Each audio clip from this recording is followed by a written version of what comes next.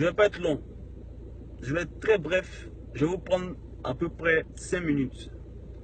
Vous savez, il faut grandir. Quand je dis il faut grandir, il faut grandir. Surtout dans le coupé décalé. DJ Arafat a fait un concert au Bataclan. J'y étais. Là, je suis dans la voiture. Je viens juste d'arriver chez moi.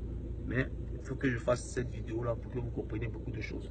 Parce qu'il y a beaucoup de choses qui se disent. Mais avant tout propos, je me présente. DJ Lexus, artiste, chanteur, faiseur de coupé décalé et de variété. C'est-à-dire, je touche un peu à tout. Voilà, on essaie. J'étais au concert d'Arafat. Je suis arrivé un peu en retard. Je crois que je suis arrivé vers 20h30. Ouais, 20h30. Le concert a démarré à 19h ou à 18h. Je ne sais plus trop. Entre 19h et 18h. Et les gens sont arrivés en retard.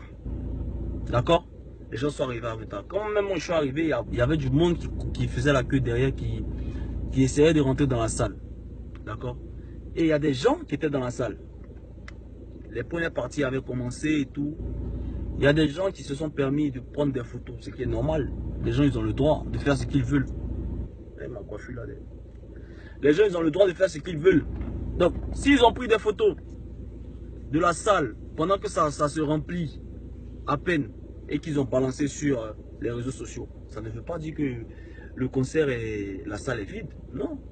Moi, quand je suis arrivé, il y avait à peu près 500 à 600 personnes. Quand je suis arrivé, il était 20h et quelques.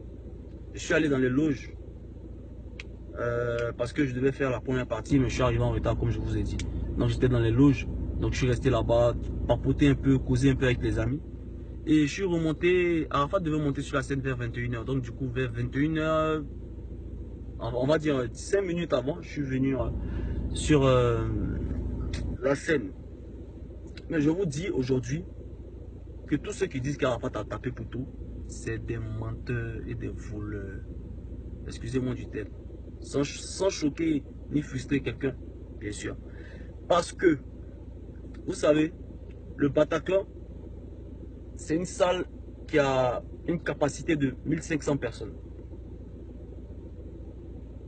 Ça, c'est un. De deux, aujourd'hui, il y avait à peu près un peu plus de 1000 personnes. C'est-à-dire, on tournait entre les 900 et 1000, voilà, en tout.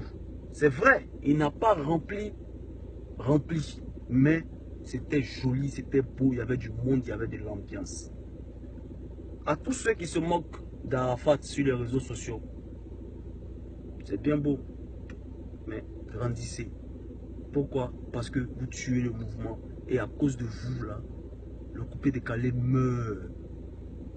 Je ne suis ni fan de DJ Arafat, il faut qu'on soit clair, je ne suis pas fan de lui.